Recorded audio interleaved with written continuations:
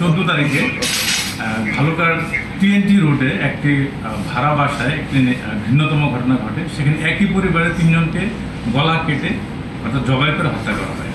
সে জবাই যে করেছে, যে সন্দিগ্ধ আসামি ছিল, সে হচ্ছে সেই বাসায় যে থাকে নজরুল ইসলাম, তার ছোট ভাই, মানে সে গৃহকর্তার ছোট ভাই, মানে সেই যে ভদ্র মহিলা, তার নাম হলো ময়না, তার এক মেয়ে, তার নাম রায়সা, এবং এক ছেলে, তার নাম নীরব। ছেলেটার বয়স 2 বছর, মেয়েটার বয়স 5 বছর। তাদেরকে রাত 12টার সময় সে ঘরে ঢুকে জবাই করে হত্যা করে। তো এই ঘটনার অনুসন্ধানে যখন আমরা তথ্য পাই যে সে বাড়ির যে গৃহকর্তা নজরুল ইসলাম, সে পার্শ্ববর্তী একটা সোয়েটার কোম্পানিতে সে চাকরি করে। সে যখন সকাল 10টায় বাসায় আসে, তখন দেখে তার ঘর তালা বন্ধ। রফিক ইসলাম, সে তার ঘর তালা বন্ধ। সে যখন নক করে তখন দরজা খুলে না। অবশ্যই সে বিভিন্ন লোকজনের সহায়তায় দরজা ভেঙে যখন ঘরে ঢুকে দেখে যে 3টে মৃতদেহ পড়ে আছে, এবং তার যে ছোট ভাই নজরুল ইসলাম তার পাশের রুমে সে নাই, এবং তার ঘরে রক্তাক্ত যে দাগ, একটা লুঙ্গি দিয়ে পেঁচানো, একটা চাদর দিয়ে পেঁচানো অবস্থায় ছিল।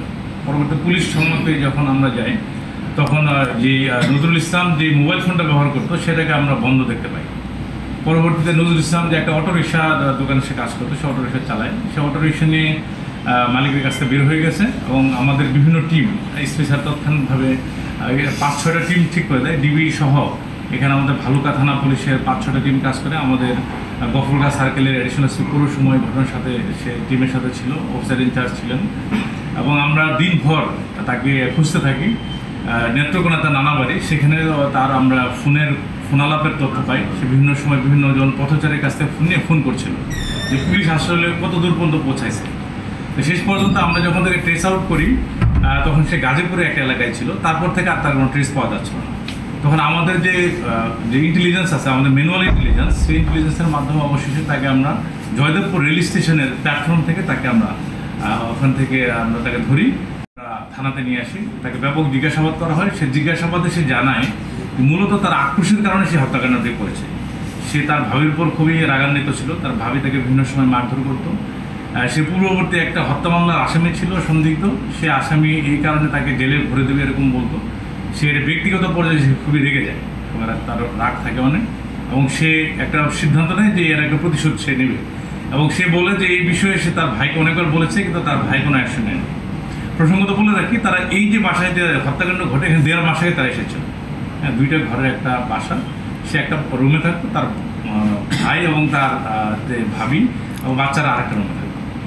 যখন অবশেষে আবার দুপুর 12টার সময় সে তার সাথে ঝগড়া করে, তার ভাবির সাথে। তার ভাবি তাকে খেতে দেয় না, মারধর করে। সে রাত 12টার সময় সে দা নিয়ে রেডি হয়। রাতে 1টার সময় ওরা যখন গভীর ঘুমে অচেতন ছিল, তখন সে তাদেরকে গলা কেটে একটার পর একটা গলা কেটে হত্যা করে। প্রথমে সে ভাবি ময়নাকে হত্যা করে, তারপর তার ভাতিজা উঠে গেলে ওদেরকে মুখ চেপে ধরে হত্যা করে তাদেরকে শোয়াই রাখে। এটা সে তার বলে। যখন তাকে জিজ্ঞাসাবাদ করা হয় আপনি এটা কেন করেছেন, সে বলছে রাগের কারণে করেছি, এছাড়া অন্য কোনো উদ্দেশ্য ছিল না। তাকে মৃতদেহদের সাথে সে অন্য কোনো খারাপ কাজ করেছে কিনা এই বিষয়ে আমরা জিজ্ঞাসাবাদ করি, কিন্তু অন্য কোনো তথ্য পাওয়া যায়নি। শুধুমাত্র হত্যাকাণ্ডের বিষয়টা আমাদের কাছে প্রমাণিত হয়েছে। এবং তার যে পাস্ট হিস্ট্রি আমরা অ্যানালাইসিস করে দেখি, তার একটা মানসিক, সে সাইকো টাইপের একটা মানুষ। যে তার মা যখন মারা যায়, এর 4 দিনের পরে থেকে সে বিভিন্ন প্ল্যাটফর্মে সে ঘোরাফেরা করে, নিজের মতো একটা ফ্রি লাইফ একটা লিড করে। এটা তার কোনোই নাই, মানে নিজের প্রতি কোনো কন্ট্রোল ছিল না। এবং এর আগে সে বিভিন্ন সময় বিভিন্ন অপরাধ করেছে, যেগুলো রিপোর্টেড কেস না, এবং সে খুবই কথা কম বলে। এবং গতকাল তাকে আমরা জিজ্ঞাসাবাদে সে জানে সে 164 করবে, আদালতের কাছে স্বীকারোক্তিমূলক জবানবন্দি সে দিবে।